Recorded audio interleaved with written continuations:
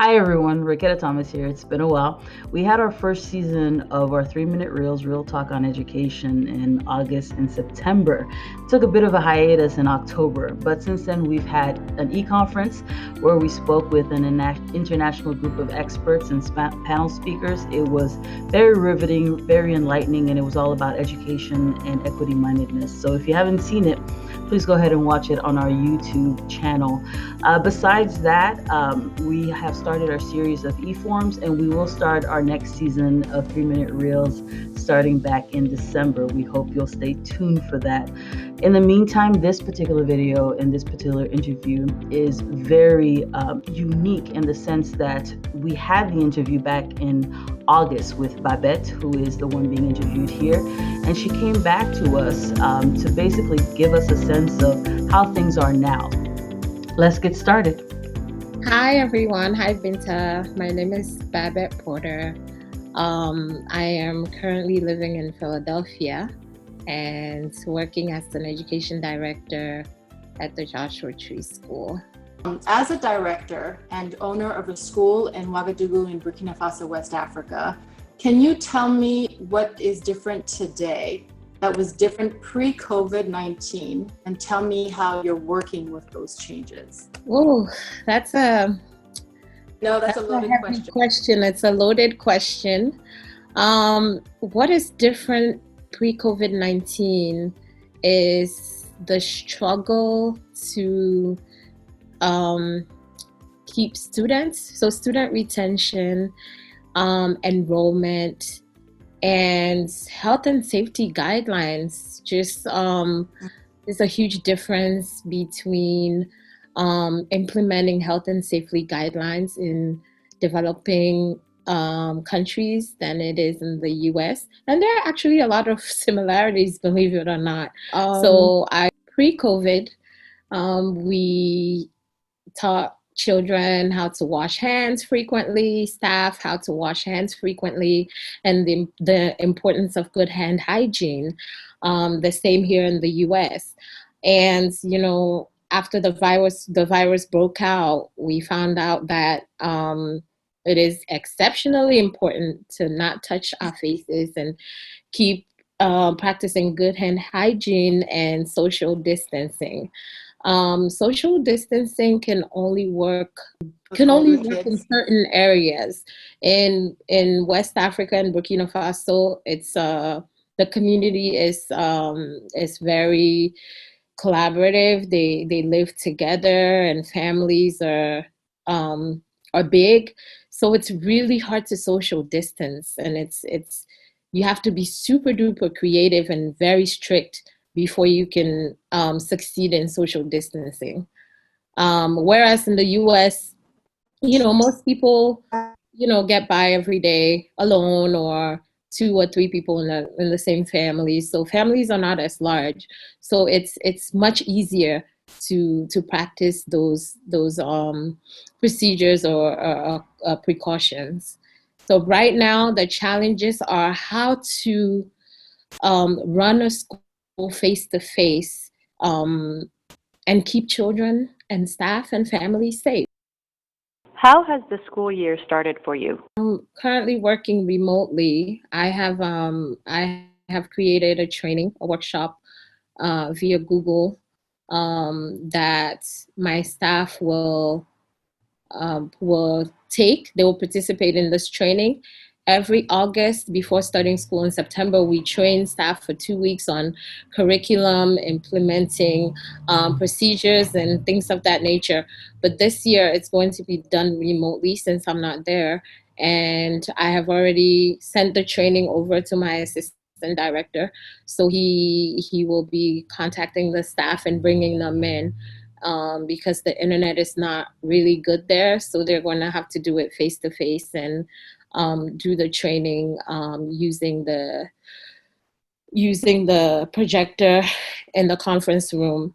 And then I will be available to give feedback on WhatsApp to the staff if they have any questions about.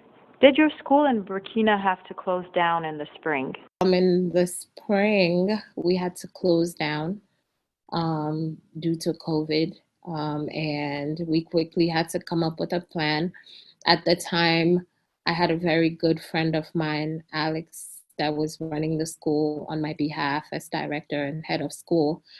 And she and I and the rest of the admin staff, we were able to devise a plan of 100% remote learning, where we used various platforms to and resources to put together a remote learning situation relevant to those students in our school.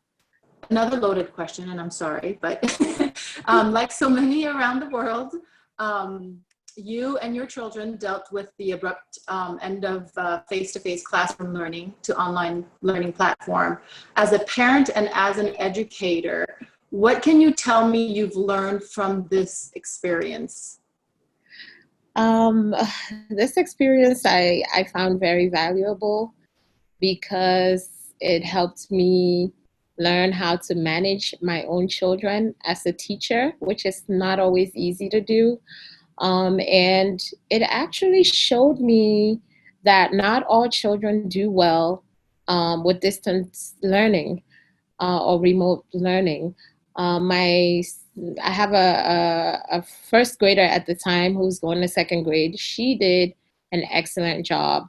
She responded really well, and she had awesome teachers. She was attending Mastery Charter School, and she had a very great, she had an awesome experience. She was there every day. I woke up early to be online with her on Dojo and Zoom, and we were able to complete her assignments. My fourth grader at the time, on the other hand, had a really difficult time just completing her assignments. She got tired and bored quickly.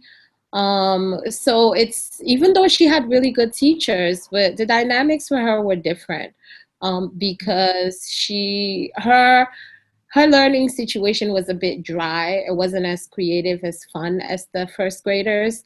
And so she was really having a hard time, especially with reading, because she didn't have the one-on-one attention and help that she needed. And this situation definitely has given me a different perspective on how children respond to remote learning or blended learning. It wasn't really the same experience for all kids, for all of the kids. So that's something as educators that we also have to keep in mind. I think what the school did that I really appreciated, what Mastery did that I really appreciated, was that they had assignments. They started out with these huge packets that they mailed out to families, and some families could go and pick them up. And they had instructions on how to access those assignments. And then they had different platforms. They used Google, used Class Dojo, and then Zoom, where they incorporated a lot of different activities with the different subjects that they were offering. So I think as an educator, considering maybe blending different platforms that have worked would be really good, because not all children can sit and stare at the screen for a long time. Really kinesthetic can have activities that they can do with their families. Children that are more visual can have videos and things like that. And learners that can think abstractly can also have relevant resources to in order for them to succeed as well. So that's something we definitely need to consider. And what are your plans for this fall for your children's learning? So my children will be, they're no longer at Mastery, and that was a decision that we made because we wanted smaller classroom sizes for them. So at the city school, where they'll be starting in a couple of weeks, they've given us two choices where we can actually either go to school 100% online or go to school face-to-face. So my husband and I have chosen to send the children to school, and of course, being very strict with making sure that they're practicing good hand hygiene, collaborating with their teachers and the staff at the school to ensure that the children are keeping themselves safe personally, and also the teachers are doing what they can to keep them safe, and us families are doing what we can to keep them safe. So they will be going to school face to face until November.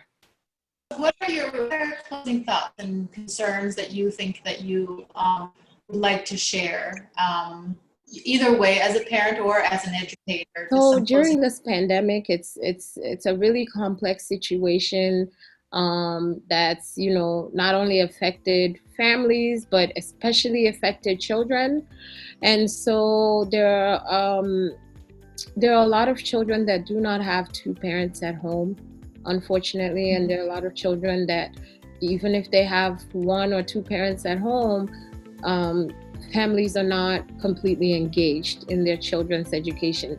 And this pandemic has made it really important that families are engaged, because if they're not, the children are completely lost.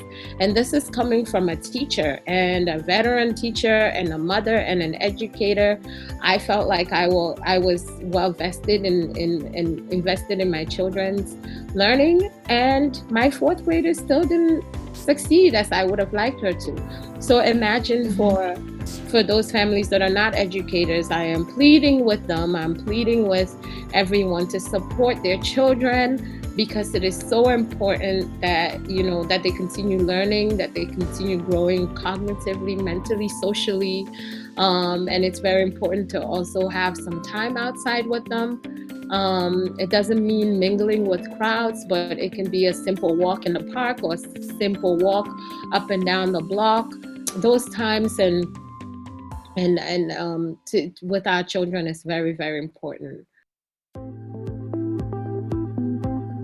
Thank you for having me here again today, Binta. I just wanted to speak on our experience so far, or since August, when school started with COVID and the pandemic impacting all of us educators, both here in the States and in Burkina. Things have basically been pretty much the same.